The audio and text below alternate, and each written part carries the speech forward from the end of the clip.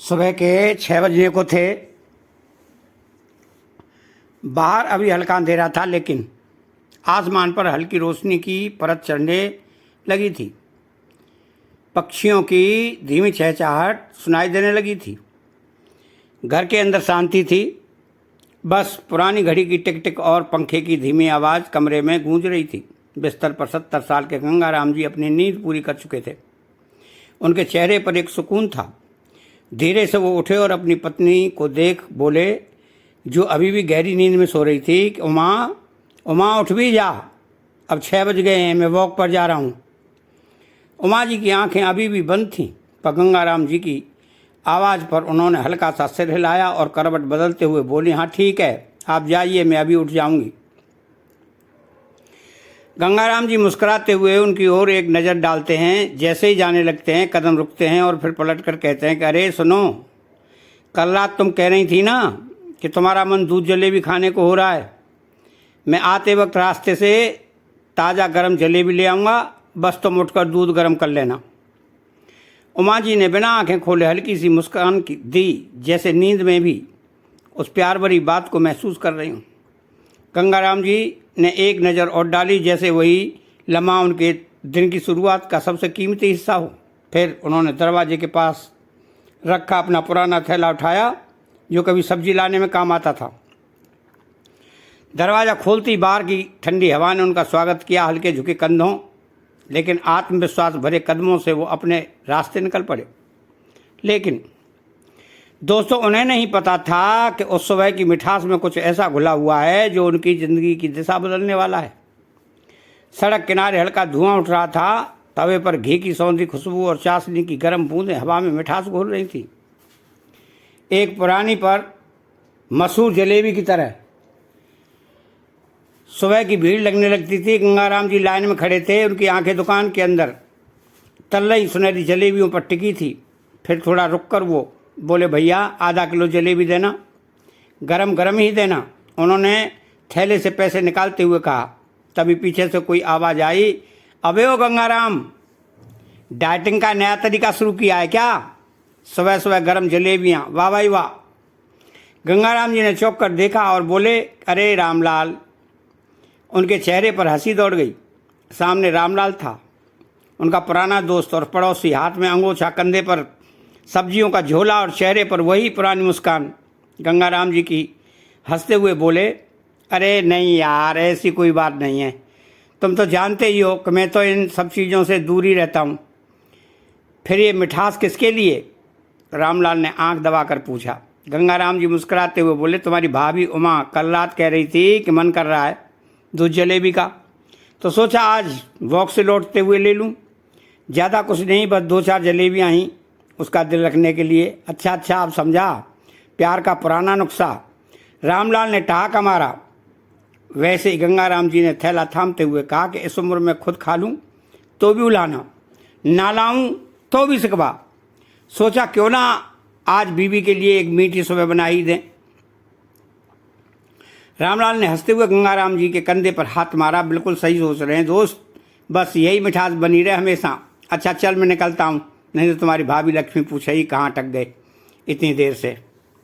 चल ठीक है, शाम को मिलते हैं चौपाल पर।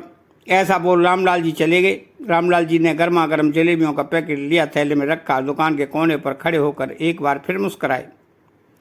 बस उमा के चेहरे की मुस्कान देख लूँ तो दिन बन जाए। लेकिन दोस्तों, क्या सच में जलेबियों की ये मिठास उस घर के माहौल को मीठा कर पाएगी, या फिर उस दरवाजे के पार एक और कड़वा सच उनका इंतजार कर रहा है? गंगाराम जी हाथ में थैला लिए मुस्कुराते हुए दरवाज़ा खोलते हैं। जैसे ही वो अंदर आते हैं, उनके चेहरे पर सुबह की ताजगी और आंखों में उमा की मुस्कान देखने की उत्सुकता साफ झलक रही थी। उमा देखो, मैं जलेबियाँ ले आया हूँ, उन्होंने दरवाज़ा बंद करते हुए आवाज़ दी। लेकिन भीतर से कोई हलचल नहीं हुई। उन्होंने जलेबी का थैला मेज पर रखा और सीधा कमरे में पहुँचे। बिस्तर पर उमा जी उसी तरह लेटी हुई थी जैसे वो उन्हें सुबह छोड़कर गए थे। गंगाराम जी ने हल्के से चिढ़ते हुए कहा, वाह जी वाह, तुम तो अभी तक घोड़े बेचकर सो रही हो। क्या बात है, आज उठने का मन ही नहीं है क्या? लेकिन जब उमा जी नहीं उठी तो वो पास आकर पलंग के किनारे बैठ गए और प्यार से बोले, देखो गर्मा गर्म जलेबी लेकर आया हूँ, अब तो उठ जाओ।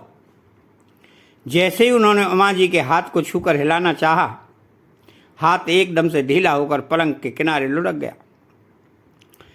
गंगाराम जी का हाथ वहीं थम गया।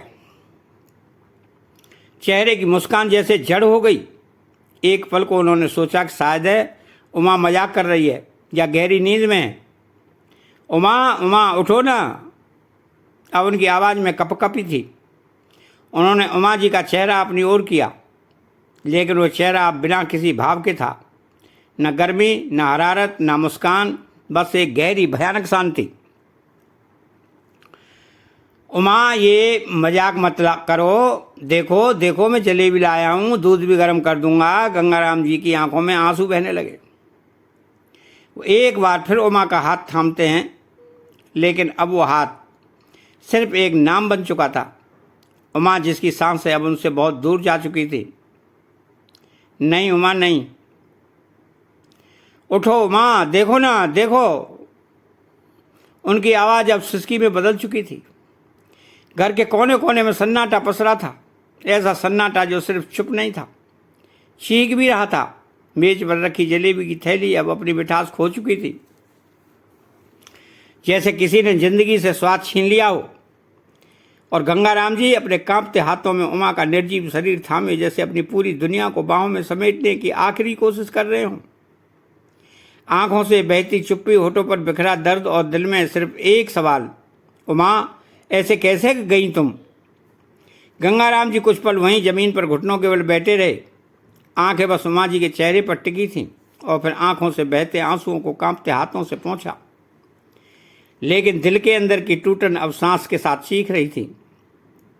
धीरे धीरे उन्होंने अपने कांपते हाथों से उमा के चेहरे को सहलाया, जैसे अब भी उम्मीद हो कि वो अचानक आंखें खोल बोल उठेगी, क्या देख रहे हो? कुछ नहीं हुआ मुझे। लेकिन ऐसा कुछ नहीं हुआ। गंगाराम जी ने अपनी पीठ को दीवार का सहारा दिया और किसी तरह उठे। पैरों में जैसे जान बाकी नहीं थी, लेकिन दिल में एक बेचैनी थी, किसी को बुलाने की, कुछ कहने की। वो लड़खड़ाते कदमों से वो दरवाजे तक पहुंचे और वहीं से भर्राई आवाज़ में अपने बेटे को पुकारा, सुमित, ओ सुमित, बेटा जरा नीचे आओ, तुम्हारी माँ उमा उठ नहीं रही। ऊपर कमरे में पंखे की आवाज़ के बीच बेटे की नींद भंग हुई। सुमित छिड़े हुए स्वर में बोला, अब क्या हो गया पापा? सुबह सुबह शांति से सोने भी नहीं देते, इतना चिल्ला क्यों रहे हो? गंगाराम जी की आंखें दरवाजे पर टिकी थी। शायद बेटा दौड़ता हुआ आएगा, लेकिन वहाँ सिर्फ आवाज़ गूंजी, चिंता नहीं। उमा उठ नहीं रही, बहुत कोशिश की बेटा, शायद है। यह शब्द उनके गले में अटक से गए। वो दरवाजे के पास दीवार से टिक कर खड़े हो गए। कुछ देर में सुमित सीढ़ियाँ उतरते हुए आया। उसके चेहरे पर कोई घबराहट नहीं थी, बल्कि उलझन और झुंझलाहट साफ दिख रही थी। सीधे दरवाजे के पास आकर झांका। उमा जी वैसे ही चुपचाप लेटी थी। गंगाराम जी कांपती आवाज़ में बोले, बेटा तू डॉक्टर को फ़ोन कर दे। लेकिन सुमित ने ठंडे लहजे में कहा, अब कोई फ़ायदा नहीं पिताजी, माँ अब इस दुनिया में नहीं रही, माँ मर गई। गंगाराम जी के मुंह से कुछ भी नहीं निकला, लेकिन आंखों से आंसू बहते रहे और चुपचाप चीख रहा था, उमा तुम ऐसे कैसे चली गई? अब मैं तुम्हारे बिना कैसे जीऊँगा? तभी पीछे से सीमा आई, बाल बिखरे हुए, हाथ में मोबाइल फ़ोन, गिलास में आधी चाय। अपनी सास की तरफ देख कटीली हंसी के साथ बोली, क्या हुआ अब? माँ जी उठी नहीं क्या? मर गई क्या? चलो अच्छा है, अब रोज़ रोज़ की नाटकबाजी नहीं देखनी पड़ेगी। गंगाराम जी की आंखें अब उमा जी पर नहीं, सीमा पर थीं, लेकिन उनमें रोशनी नहीं थी, सिर्फ एक मौन था जो 1000 सवालों से भरा था। उसे अब जलेबी की थैली जो मेज़ पर रखी थी वहाँ पड़ी पड़ी ठंडी हो चुकी थी। मिठास अब नहीं रही थी, न थैली में न घर में।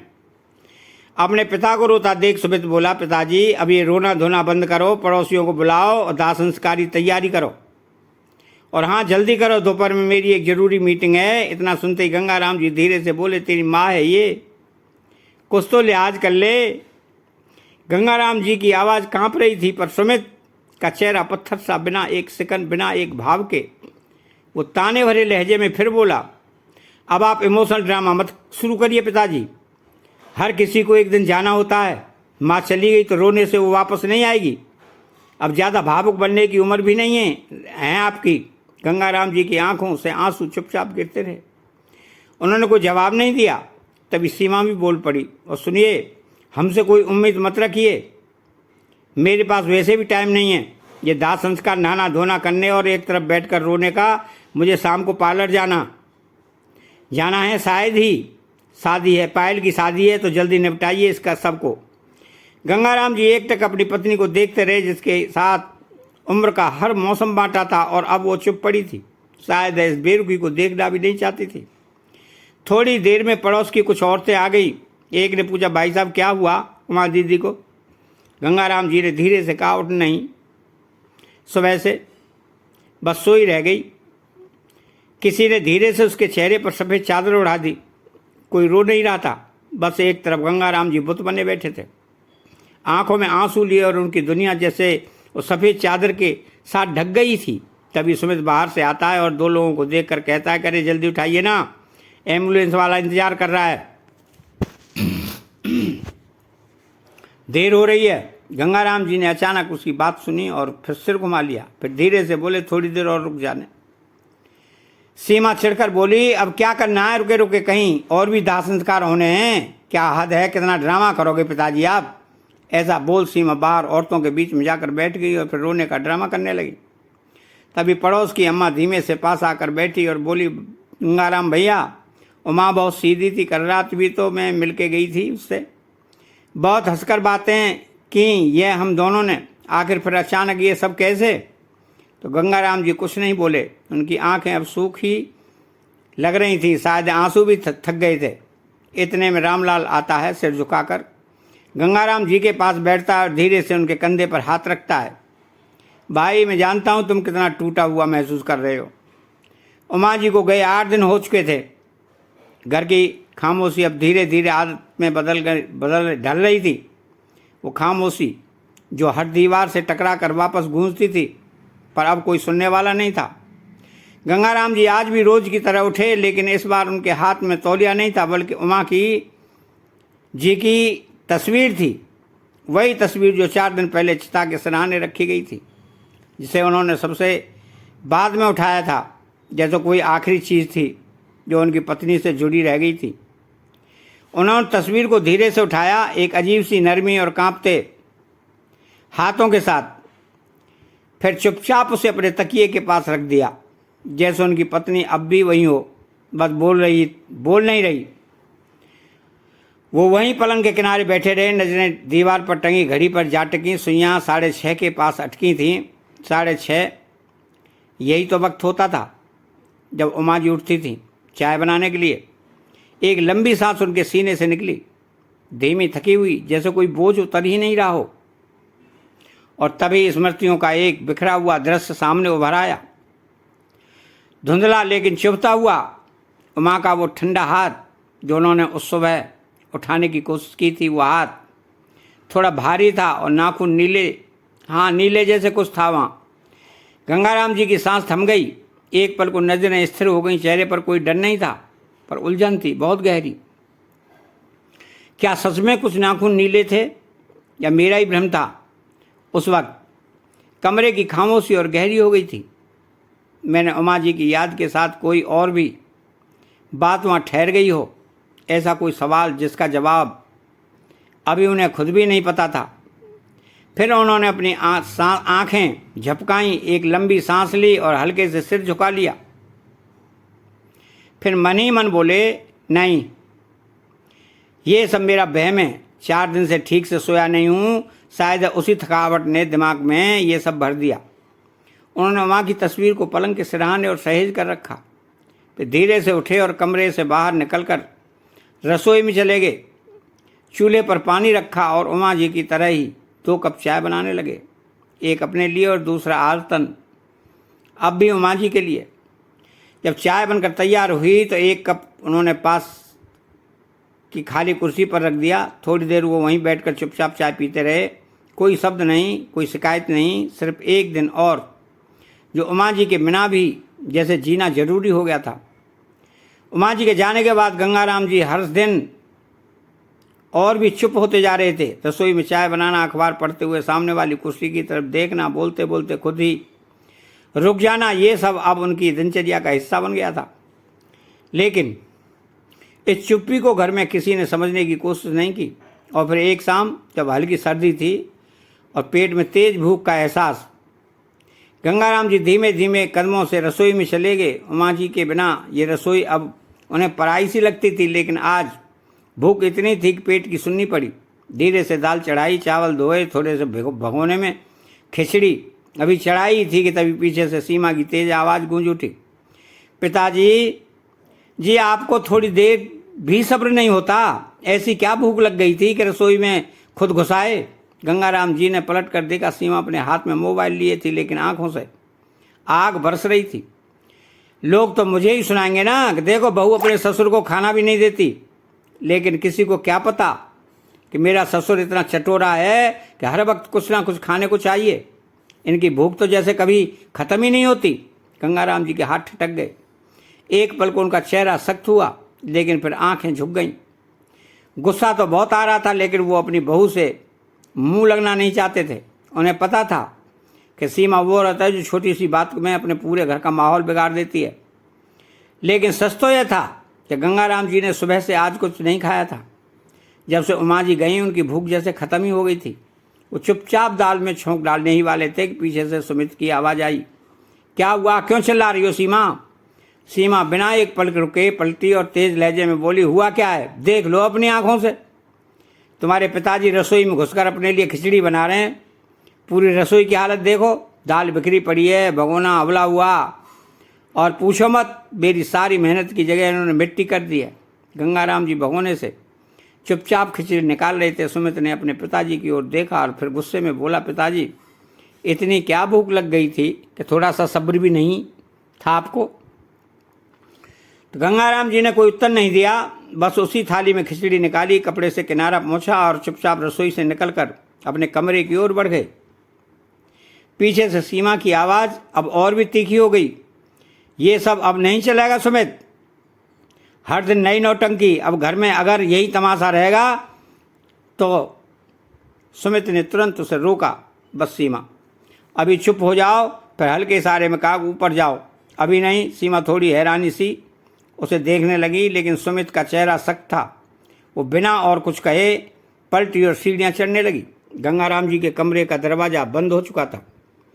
अब वो किसी के भी सवाल का कोई जवाब देना जरूरी नहीं समझते थे। और बाहर सुमित की आंखें थोड़ी देर तक दरवाजे को घूरती रहीं, जैसे कुछ सोच रहा हो, कोई फैसला या कोई डर जो अंदर ही अंदर पनप रहा था। लेकिन दोस्तों, क्या चल रहा था सुमित के मन में? चलिए जानते हैं आगे की कहानी में।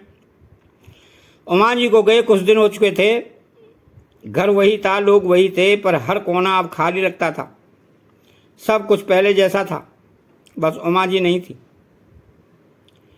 उस रात कुछ अजीब सा था। घड़ी में रात के 2 बजे थे। कमरे की दीवारों से टकरा कर आती हवा की भी ठंडी लग रही थी, लेकिन गंगाराम जी की आत्मा बेचैन थी। वो करवटें बदलते रहे, पर नींद मानो कहीं दूर खड़ी उन्हें ताक रही थी। आखिरकार उन्होंने धीरे से चादर हटाई, चप्पल पहनी और बिना किसी आहट के सीढ़ियों की तरफ बढ़ गए। छत पर जहाँ कभी अपनी पत्नी के साथ अनगिनत रातें बिताई थीं, दरवाज़ा खोला तो एक हल्की हवा ने चेहरा छू लिया, जैसे कोई पुरानी पहचान मुस्करा कर कह रही हो, आ गए आप। वो मुस्करा उठे। छत पर वही पुरानी लकड़ी की कुर्सी अब भी कोने में रखी थी, जैसे किसी का इंतजार कर रही हो। गंगाराम जी ने पास आकर कुर्सी खींची और बैठ गए। सिर पीछे टिकाया और ऊपर आसमान की ओर देखा। चांद आज भी पूरा था, वैसा ही चमकता हुआ, पर उसकी रोशनी में अब कोई मुस्कान नहीं थी। एक सांस अंदर खींची और आंखें खुद ब खुद भीगने लगीं। उनकी नज़र बगल की खाली कुर्सी पर गई, वहीं जहाँ कभी उनकी पत्नी उमा जी बैठा करती थीं। और फिर स्मृतियों की परतें खुलने लगीं। सुनिए, उमा जी ने धीमे से कहा, देखो ना आसमान में आज चांद कितना साफ है। वो गंगाराम जी के कंधे से लगकर बैठी थी। सिर उनकी बाँह पर टिका हुआ था और आंखें चांद की उजली रोशनी में डूबी हुई। गंगाराम जी ने उसकी ओर देखा, मुस्कुराते हुए बोले, हाँ, और मेरी मुस्कान भी तो उसी में झलक रही है। उमा जी ने हल्के से पलकें झपकाईं, होठों पर एक धीमी पर बेहद प्यारी मुस्कान उभरी। अगर कभी मेरी ये मुस्कान चली गई ना तो ये चांद भी तुम्हें सूना लगने लगेगा। गंगाराम जी ने कुछ नहीं कहा, बस अपनी पत्नी का हाथ थाम लिया। उस रात हवा थोड़ी ठंडी थी, पर उसके बीच एक अजीब सी गर्माहट थी जो शब्दों से नहीं, सिर्फ सांस से महसूस होती थी। आसमान में चांद मुस्कुरा रहा था और जमीन पर 2 दिन मौन होकर भी सब कुछ कह रहे थे। गंगाराम जी की आंखें अब बगल की कुर्सी को देख रही थीं, पर चेहरा थोड़ा और शांत हो चला। उन्होंने धीरे से दाएं हाथ को बढ़ाया, जैसे कि एक बार उमा जी की उंगलियों को थामने की कोशिश कर रहे हों। हवा एक झोंके में उनकी सफ़ेद बालों को सहला गई, मानो कह रही हो कि मैं यहीं हूँ। उन्होंने सिर दीवार से टिका लिया, आंखें धीरे धीरे मुदने लगीं और फिर न जाने कब नींद ने उन्हें अपनी आगोश में भर लिया और वो वहीं अपनी उमा की यादों में खोए हुए छत पर उस चांदनी में सो गए। लेकिन ज़्यादा देर नहीं बीती थी कि अचानक उनकी नींद खुल गई। भीतर कहीं बेचैनी सी उठी थी, गला सूख रहा था और सांस कुछ भारी सी लग रही थी। उन्होंने चारों ओर देखा, पानी की बोतल ढूंढी, लेकिन कुछ नहीं मिला। फिर धीरे धीरे वो छत की सीढ़ियों से नीचे उतरने लगे, जैसे कोई अपने ही घर में चुपचाप चल रहा हो कि कोई जाग न जाए। कि अचानक एक धीमी आवाज़ उसके कानों तक आई। वो वहीं रुक गए। आवाज़ सुमित के कमरे से आ रही थी। गंगाराम जी हैरान थे, इतनी रात को सुमित और सीमा अभी तक जाग क्यों रहे हैं। अभी वो नीचे उतरने लगे ही थे कि तभी कमरे के भीतर से आती सुमित की धीमी मगर बेहद स्पष्ट आवाज़ ने उनके पूरे वजूद को जड़ कर दिया। तुम बेफिक्र रहो सीमा, अब कोई हमें कुछ नहीं कहेगा। जो होना था हो चुका, अब पिताजी भी कुछ नहीं कर सकते। गंगाराम जी की सांसें जैसे एक पल को थम गईं। वो सीढ़ियों की ओट में छिपे हर शब्द को पकड़ने की कोशिश कर रहे थे, पर जो अगला शब्द उनके कानों से टकराया उसने उनके पैरों तले जमीन खिसका दी।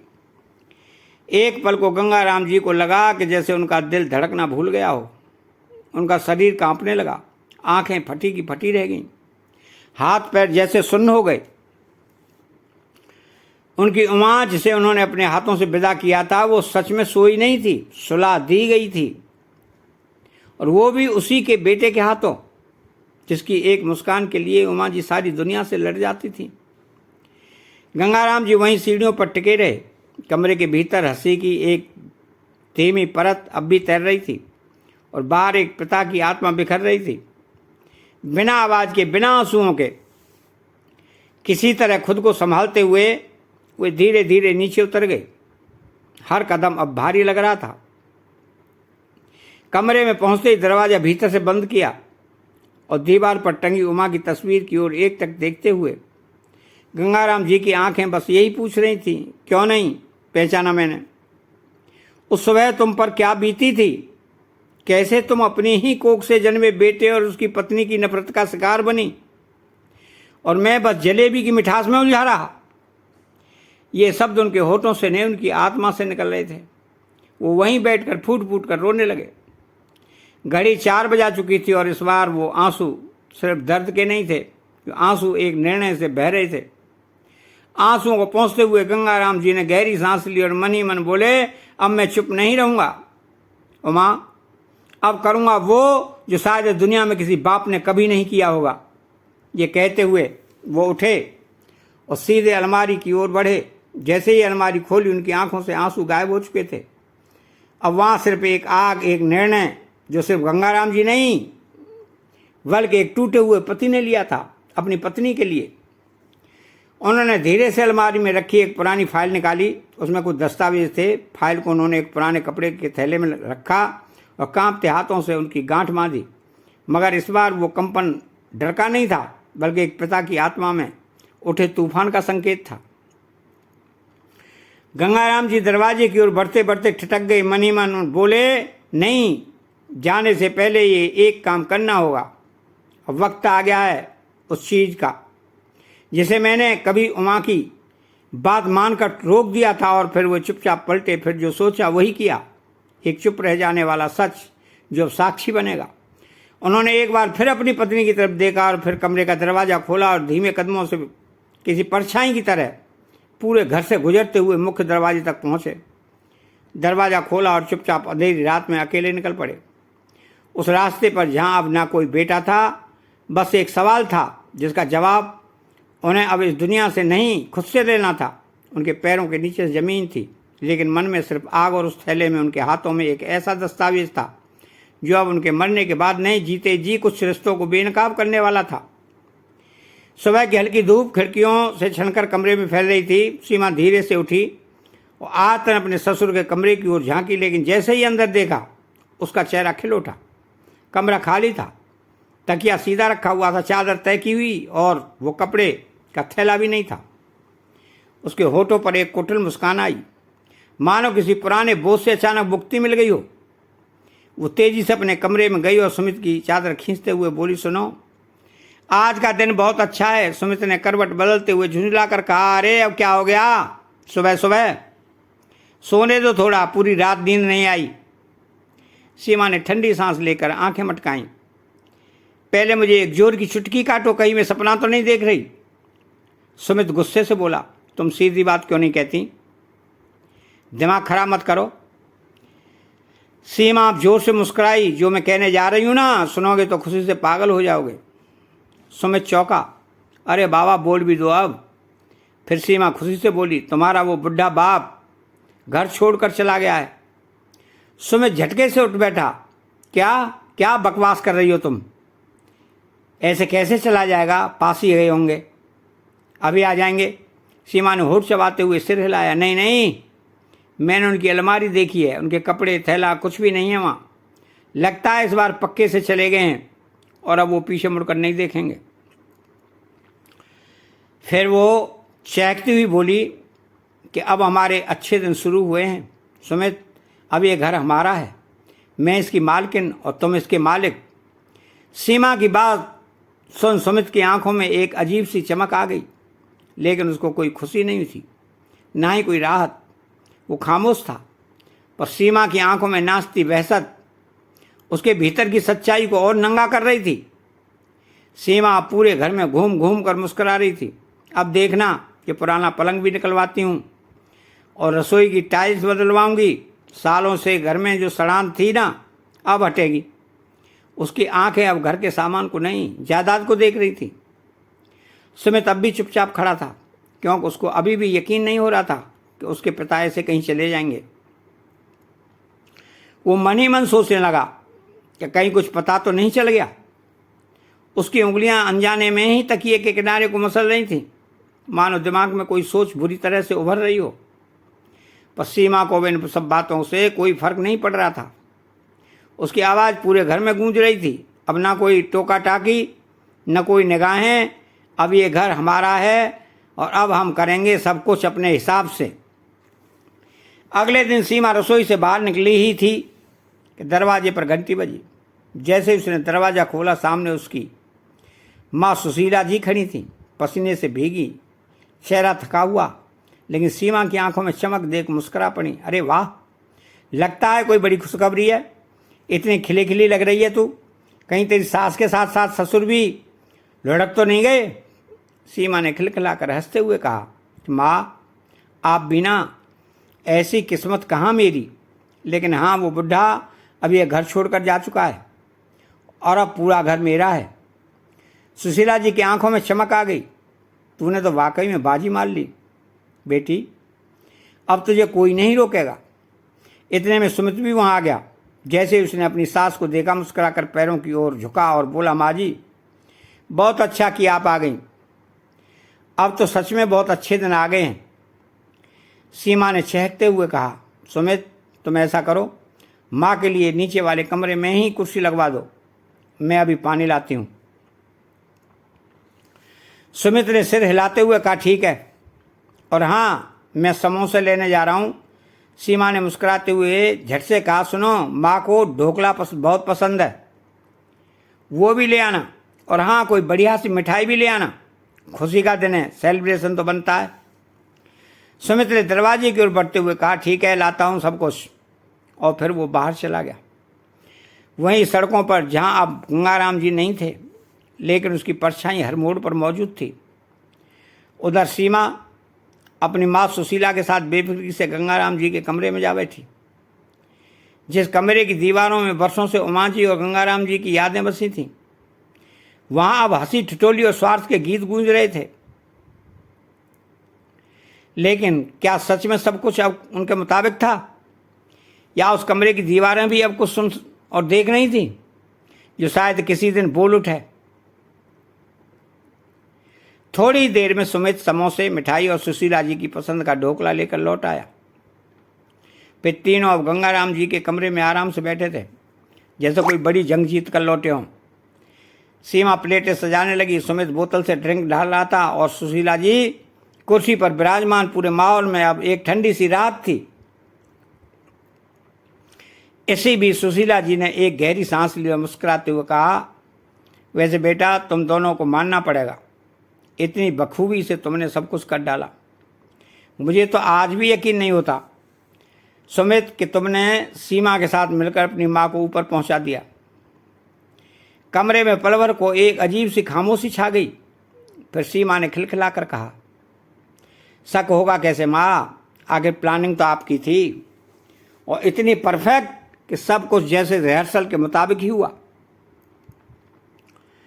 सुशीला जी ने स्नेह भरी पर चालाक मुस्कान के साथ सीमा की पीठ थपथपाई और बोली, बेटा, तेरे लिए तो मैं कुछ भी कर सकती हूँ, तू ही तो है मेरी असली ताकत, बाकी सब तो बस मोह माया है।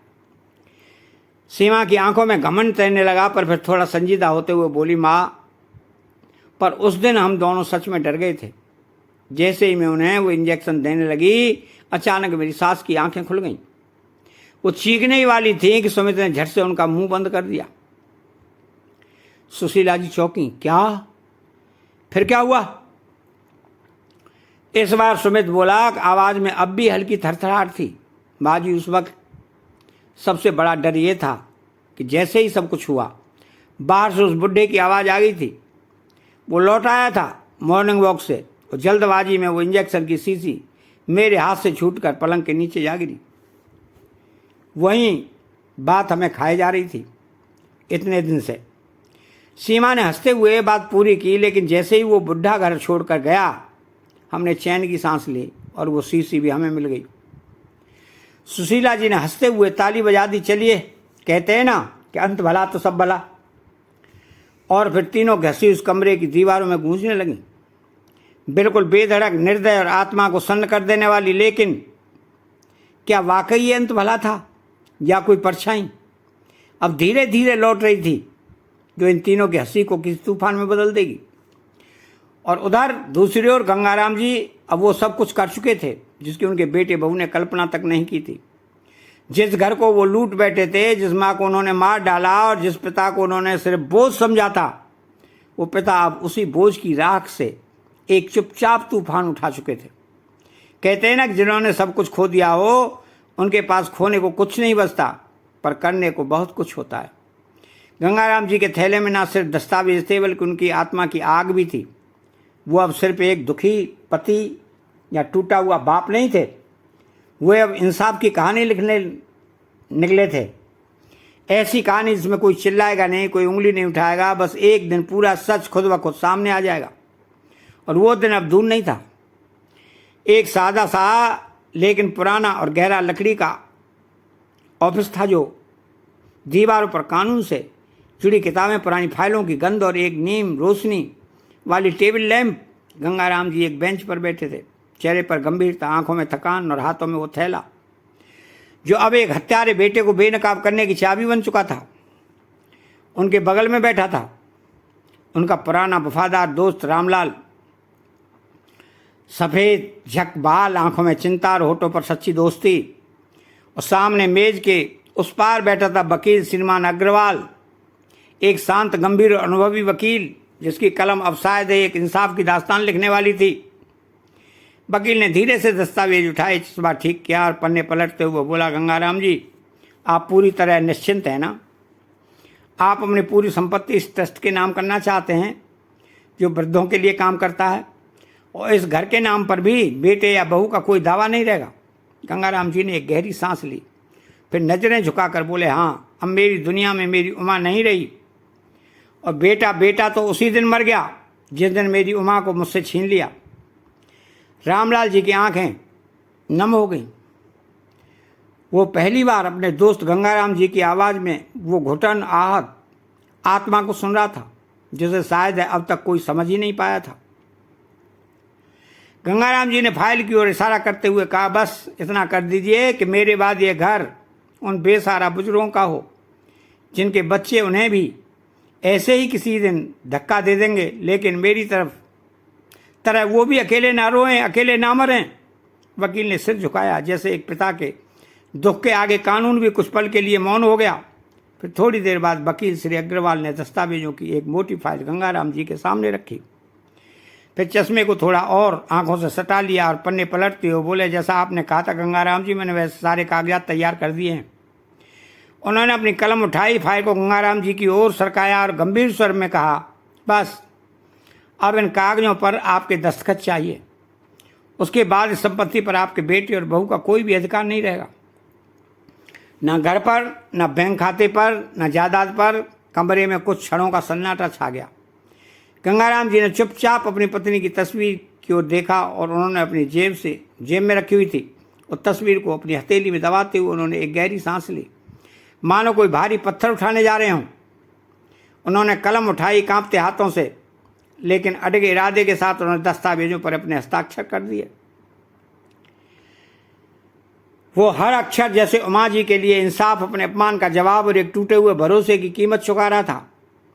हस्ताक्षर पूरा होते ही वकील ने सिर हिलाया और कहा, अब ये घर, ये नाम और ये सम्मान उन्हें मिलेगा जो वाकई इसके हकदार होंगे। रामलाल जी चुपचाप बैठे थे, पर उनकी आंखों में गर्व था कि उनका दोस्त अब भी टूटा नहीं है, बल्कि एक नई लड़ाई लड़ने के लिए खड़ा हुआ है। वकील से फाइल लेकर गंगाराम जी ने उसे थैले में सहेज कर रखा। फिर रामलाल जी के साथ धीमे कदमों से ऑफिस के बाहर निकले।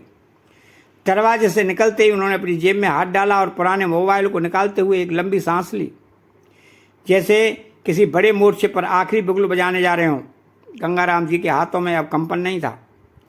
वो कांपना तो तब था जब बेटे की नफरत झेली थी, अब तो सिर्फ एक आग थी, और उस आग में जलता एक निर्णय। उन्होंने धीरे से कहा, चल रामलाल, अब वक्त आ गया है उस औलाद को सबक सिखाने का जिसने अपनी माँ की कोख को ही दागदार कर दिया। रामलाल जी ने बिना कुछ कहे सिर हिलाया। उसकी आंखों में कुछ बेचैनी थी, लेकिन साथ ही एक दृढ़ विश्वास भी कि आज दोस्त अकेला नहीं है। गंगाराम जी ने वही पुराना नंबर मिलाया, इंस्पेक्टर अनिल का। फोन की दूसरी तरफ जैसे ही कॉल लगी, गंभीर और ठोस आवाज उभरी, गंगाराम जी। गंगाराम जी ने सीधा जवाब दिया, हाँ अनिल साहब, सब कागजात तैयार हैं जो मैंने बताया था, उसका एक एक सबूत मेरे पास है। अब बस। फोन के उस पार से इंस्पेक्टर अनिल की आवाज़ आई, आप निश्चिंत रहिए, पुलिस वक्त पर पहुंच जाएगी। अब वो दोनों नहीं बचेंगे। जो आपने सहा उसका हिसाब अब कानून देगा। बस आप घर लौट जाइए और आगे का काम हम पर छोड़ दीजिए। गंगाराम जी ने फ़ोन काटा और एक गहरी सांस लेते हुए आसमान की तरफ देखा। उमा, अब तू देखना, तेरे कातिल चैन से नहीं जी पाएंगे। उनके चेहरे पर अब आंसू नहीं थे, बस एक चुप्पी थी जिसमें तूफान पड़ रहा था। और उधर घर के अंदर अब भी जश्न का माहौल था, लेकिन यह कोई त्योहार नहीं था, बल्कि लोभ और जीत के नशे का जश्न था। सीमा अपनी सास उमा जी की अलमारी के सामने बैठी थी, एक एक गहने निकालकर खुद पर पहनकर देख रही थी, मानो किसी पुराने बक्से में से बचपन के खिलौने निकाल रही हो। माँ देखो ना ये अंगूठी। उसने एक हीरे की अंगूठी निकालकर चमकते हुए कहा, आपके हाथ में तो कमाल की जचेगी। सुशीला जी पास आकर बैठ गई और उस अंगूठी को अपनी उंगली में पहनते हुए बोली, सच में ये तो बहुत सुंदर है। जब वो बुढ़िया अब रही नहीं तो क्यों ना इसे उसकी बहू की माँ ही संभाल ले। तीनों की हंसी कमरे में गूंज रही थी, एक ऐसी हंसी जिसमें ना इंसानियत थी ना रिश्तों की कोई गरिमा। सीमा ने अब हाथ निकाल लिया और गले में डालते हुए आईने में खुद को निहारा। अब तो मैं सच में इस घर की रानी लग रही हूँ माँ। सुशीला जी ने चुटकी ली। रानी ही नहीं, महारानी। और तेरा सुमित भी तो किसी राजा से कम नहीं। और कमरे में ठहाकों की गूंज फैल गई। सुशीला जी ने अंगूठी को एक बार फिर से देखा और बोली, अब इस घर पर बस तुम दोनों का हक है। लेकिन तभी ठहाकों के बीच जैसे वक्त थम गया। मुख्य दरवाजे पर साया खड़ा था और वो कोई और नहीं, गंगाराम जी थे। उनके चेहरे पर थकावट नहीं थी, बल्कि एक चट्टान जैसी कठोरता थी। उनकी आंखें जैसे सबको चीर कर देख रही थी। सीमा की आंखें फटी की फटी रह गईं। सुमित की रीढ़ में एक ठंडी लहर दौड़ गई। पिताजी, सुमित ने कांपती आवाज में कहा। फिर थोड़ा रुक कर बोला, कहाँ चले गए थे? आपको मैंने कितना ढूंढा। गंगाराम जी ने एक भी पल गंवाए बिना तेज आवाज में कहा, बस अब एक शब्द भी मत बोलना। बंद कर अपनी ये नौटंकी और ये झूठा दिखावा। उनका स्वर इतना तीखा था कि सुशीला जी तक की हंसी पल में गायब हो गई। आज पहली बार मैंने देखा कि कैसे इंसान की शक्ल में हैवान भी मुस्कुरा सकते हैं। तुम सब यहाँ जश्न मना रहे हो, लेकिन अब बहुत हुआ। और फिर वो कमरे के अंदर आए और टेबल पर रखे गहनों को देखा। ये सब गहने मेरी उमा के हैं। तुम्हारी हिम्मत कैसे हुई इनको हाथ लगाने की? अब तुम सब तैयार हो जाओ जेल जाने के लिए। उनके मुख से इतना सुनना था कि तभी सुमित चिल्ला कर बोला, ये अपना पागलपन अपने पास रखो, निकल जाओ अब यहाँ से। इस घर में अब मेरा और सीमा का हक है। ऐसा बोल उसने अपने पिता के हाथ को पकड़ा और धक्का मारकर बाहर करने की कोशिश की। और तभी सीमा भी बोली, बड़ा आया हमें जेल में डालने वाला। लेकिन तभी गंगाराम जी ने उसका हाथ झटकर एक जोरदार थप्पड़ उसके गाल पर जड़ दिया और बोले, खबरदार, अपने गंदे हाथों से अगर मुझे छुआ तो तेरे ये हाथ ही तोड़ दूंगा। उनकी आंखों में अब आंसू नहीं थे, बस एक ऐसी आग थी जो सबको साफ कर देने को तैयार थी। और तभी घर के बाहर एक सायरन की आवाज़ सुनाई दी। पुलिस आ चुकी थी। गंगाराम जी कुछ कदम आगे बढ़े और अब उनकी आवाज़ में वो कंपन था जो पत्थर को भी चीर दे। और रही बात इस घर पर हक की, उन्होंने सीधे सीमा और सुमित की आंखों में देखते हुए कहा, तो सुन लो, अब इस घर पर तुम्हारा कोई हक नहीं है। कमरे में सन्नाटा छा गया। मैंने अपनी पूरी जिंदगी की कमाई, अपनी मेहनत, अपनी उमा की यादों से संजे इस घर को अब उस ट्रस्ट के नाम कर दिया है जहाँ कोई भी बेटा अपने माँ बाप को से ऐसा धोखा नहीं कर पाएगा। और हाँ, मेरी उमा की हत्या को जो नेचुरल डेथ कहकर तुम लोगों ने दबाया, अब उसके सबूत मेरे पास हैं। तुम्हारे अपने घर से तुम्हारी अपनी कन्नी की गूंज, जिसमें तुम तीनों की वो बातें हैं जो तुम हंस कर रहे थे। उसके बाद उन्होंने जेब से एक छोटा सा कैमरा निकाला। यही वो गवाह है जिसमें सब कुछ साफ साफ दिख रहा है, जिसे उमा ने मना कर दिया था लगाने से, पर आज उसी ने तुम तीनों की सच्चाई दुनिया के सामने ला दी है। इतना कहकर वो दरवाजे की तरफ मुड़े और दरवाजे पर इंस्पेक्टर अनिल पहले से खड़े थे। अब इंसाफ बोलेगा और तुम दोनों सिर्फ सुनोगे। इंस्पेक्टर अनिल ने गंगाराम जी को एक आश्वस्त नज़र से देखा और फिर कदम आगे बढ़ाए। उनके पीछे दो कांस्टेबल थे। एक के हाथ में कैमरा था, दूसरे के हाथ में गिरफ्तारी का वारंट। सीमा और सुशीला की आंखें फटी की फटी रह गईं। सुशीला की हंसी अभी कुछ पल पहले कमरे में गूंज रही थी। अब उसका चेहरा सफ़ेद चादर की तरह पड़ा था, जैसे उसकी नसों से सारा खून सूख गया हो। इंस्पेक्टर, ये क्या मजाक है? सुमित ने घबराई आवाज़ में कहा, लेकिन उसके शब्द भी कांप रहे थे। इंस्पेक्टर अनिल ने उसकी तरफ देखा और कहा, मजाक तो तब था जब तुम लोग मिलकर एक माँ की सांसें छीन रहे थे। अब ये इंसाफ है। सीमा ने गहनों से भरे हाथ कांपते हुए पीछे कर लिए। उसका चेहरा अब डर और ग्लानि की घुटन से थरथरा रहा था। सुशीला बोलने की कोशिश कर रही थी, लेकिन शब्द गले में अटक चुके थे। उसने जैसे ही कदम पीछे हटाए, कांस्टेबल ने आगे बढ़कर उनके हाथों में हथकड़ी डाल दी। आपको गिरफ्तार किया जाता है। भारतीय दंड संहिता की धारा 302, 120B और 201 के तहत मामला दर्ज किया जा रहा है। हत्या, षड्यंत्र, सबूत मिटाने की साजिश। सीमा जैसे जमीन पर गिर पड़ी। उसकी हंसी अब एक बदहवासी में बदल चुकी थी। नहीं, ये झूठ है, हमने कुछ नहीं किया। सुमित वही जमीन पर बैठ गया। अब उसके चेहरे पर ना कोई गुरूर था और ना अपने पिता की तरफ देखने की हिम्मत, क्योंकि वो जानता था कि अब कोई बचाव नहीं है। सुशीला की चुप्पी, सीमा का चिल्लाना, सुमित की झुकी हुई गर्दन अब किसी को भी ये सोचने पर मजबूर कर रही थी कि कितना नीचे गिर सकता है एक इंसान जब उसका लालच अपनों से बड़ा हो जाए। पुलिस उन्हें ले जा चुकी थी। गंगाराम जी कुछ देर तक उसी जगह खड़े रहे जहाँ उमा जी बैठा करती थी, मुस्कुराती थी। उन्होंने धीरे से जेब से उमा की तस्वीर निकाली, जो तस्वीर जो हमेशा उसके पास रहती थी, और उसको देख बोले, देखा उमा, तेरे गंगाराम ने हार नहीं मानी, तेरे लिए, तेरे नाम की वो इज्जत बचा लाया हूँ जो इन 4 दीवारों से बहुत बड़ी है।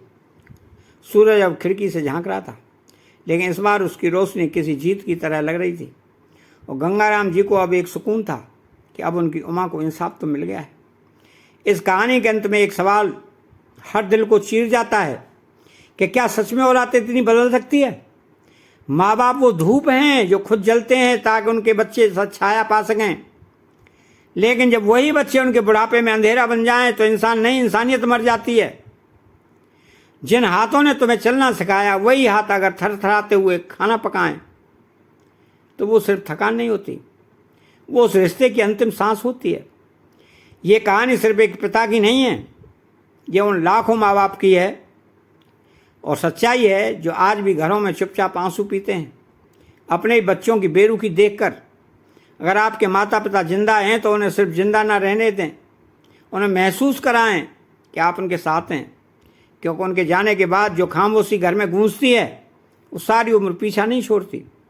उनके जाने के बाद पछताने से बेहतर है आज उन्हें गले लगाना, क्योंकि माँ बाप का साथ सिर्फ जिम्मेदारी नहीं, एक वरदान है।